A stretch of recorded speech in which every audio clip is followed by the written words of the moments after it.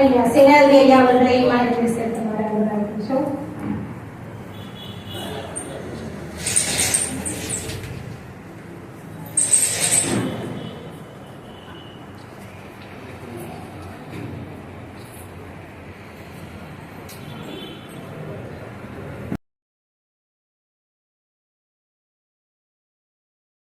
தொழிலுக்கு நான் கலந்து கொள்ளும் ஒரு பட்டிமன்றம் மிகவும் பெருமையாக இருக்கின்றது.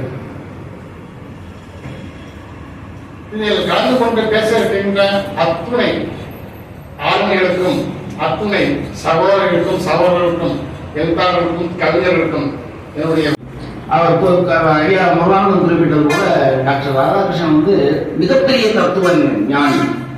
அவரிடம் இருந்து வராத கருத்துக்களே கிடையாது. அவரை பத்தி படிக்கணும். பாரதியாரை பத்தி அவங்க நிறைய பேர் படிச்சிட்டோம்.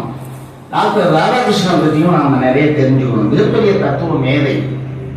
அவருடைய நினைவினாலும் நம்ம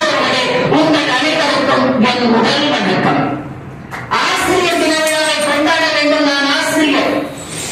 ஆக எங்கள் ஆசிரியர்களுக்கு அதே வணக்கத்தை நான் செலுத்திக் கொள்கிறேன். ஆனால் இன்றைய காலகட்டத்தில் தலைப்பை மறந்துவிடக்கூடாது. 3 குறிப்பை கொடுத்து விட்டார். இந்த 3 குறிப்பிட இன்றைய தலைப்பு அல்லது சில ஒரு சில exception is not a example. ஆங்கில பேராசிரியரே இங்கே கவனிக்கும்.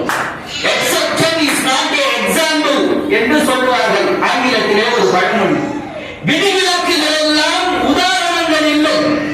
நீங்கள் பண்ணி மட்டுமே நம்ம ஸ்கூல்ல பண்றோம் அப்படின்னா ஒரு 60 மாணவர்கள் 70 மாணவர்கள் இருக்காங்கன்னா அந்த 70 பேருமே அந்த ஆசிரியருக்கு காமன் தான். ஆனா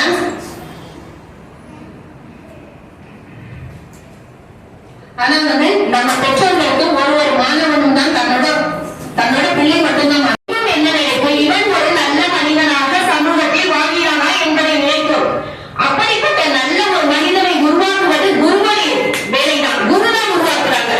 குரு இல்லைன்னா எந்த ஒரு மனிதனுமே நீ என்ன ஒரு பெரிய பதவியில் இருந்தாலும் நல்ல ஒரு மனிதன் என்பது மனிதன் என்பது அது இருக்கிற ஒவ்வொருத்தருடைய வாழ்க்கையிலுமே அவர் பேசுங்க.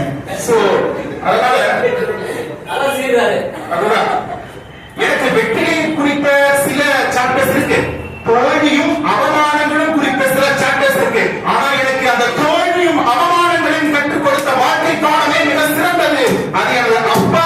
நல்ல பெற்றோரால் வளர்க்கப்படாத குழந்தைகள், நல்ல ஆசிரியரிடம் சென்று சேராத குழந்தைகள் வழிமாறி தரம் குழந்த சமுதாயத்தை சீரழித்துக் கொண்டிருக்கிறார்கள் என்பது உண்மை.